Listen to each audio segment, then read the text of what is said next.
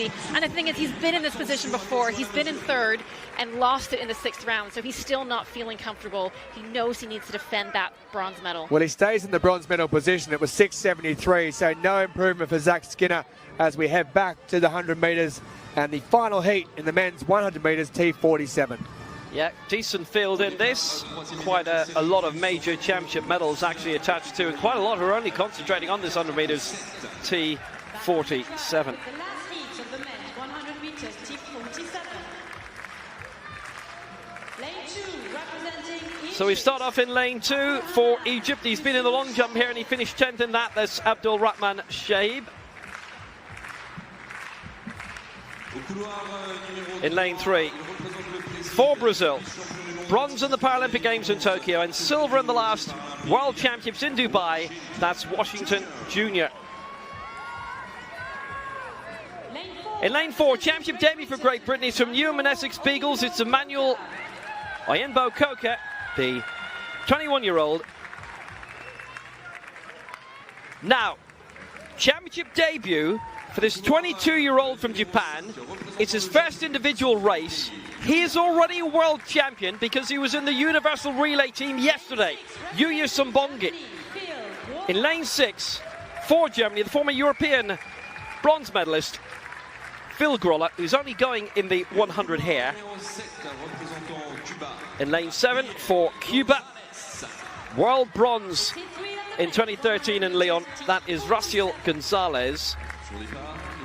And in lane 8, major championship debutant. It's his only event, so it's the first time we've seen for Cote d'Ivoire Akaway Kouassi, or not, as the case may be.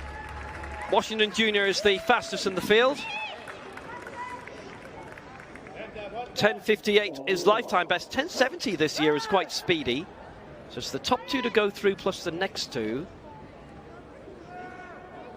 And Washington Jr., who has medaled in the last 2 global championships. Silver and bronze. Silver in Dubai, bronze in Tokyo. Emmanuel Oyinbo Koka is going to be actually interesting to see, this 21-year-old. So Shabib in 2, Junior 3, Oyinbo Koka 4, Swangi 5, Groller 6, Gonzalez 7. Top 2 plus the next 2 to go through.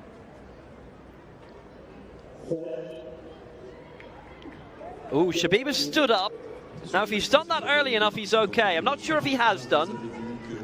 T47, it is ambulant, it's below elbow or wrist category, and sometimes in this, as we've seen, the coordination impairment, which obviously it's a different category, but sometimes you get the benefit of the doubt.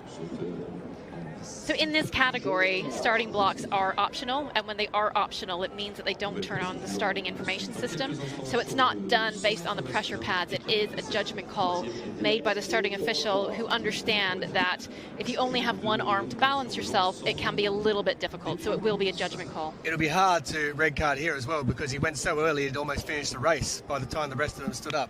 Now, you saw an official getting a red card ready, but another official came out with a green card who has presumably overruled him. So it's a green card for everybody, and you know what? That's perfectly okay. This is elite sport, but everybody's been through something. Everybody's competing with an impairment, and it's not just in athletics. I know we concentrate on the athletics. It's deliberate that we don't go through the life stories. It's not right in a sporting context. The athletes, we've heard feedback from so many, they don't want those stories. They're athletes competing in athletics. We talk about the athletics, but in everyday life, there's a bit extra to handle. It's always important to remember that too. So, green card. And that's absolutely right. Shabib in 2, Junior 3, Oyinbo Koka 4, Sabongi 5, Groller 6, Gonzalez 7.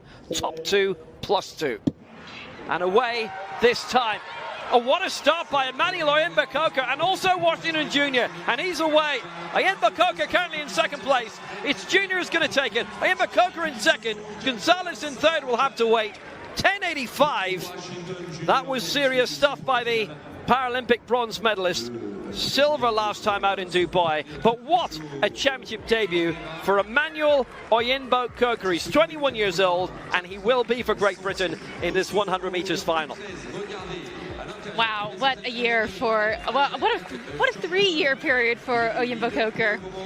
In 2020, he gave Princess Catherine a starting block lesson, and then in 2022 became the Commonwealth champion, and now has qualified for the final. And just look there at the ingenuity and creativity across the starts.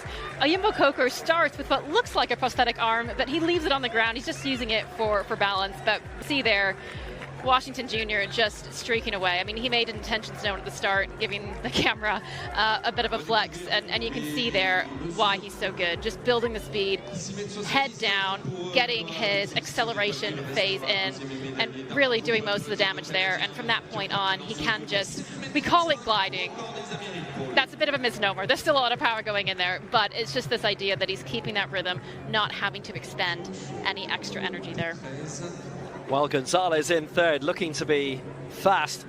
That was excellent by Oyimba-Coker. I have to say, Washington Jr., well, the Brazilian team, all members are nothing if not confident, and he definitely has that, and just taken in the end in the photo by Oyimba-Coker ahead of Gonzalez. We now have the medalist of this event, bronze medalist for Greece, Athanasios Prodromou, 7m12.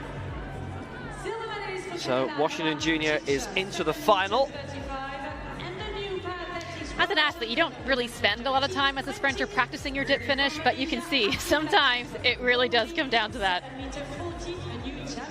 I can tell you, by the way, the results are still being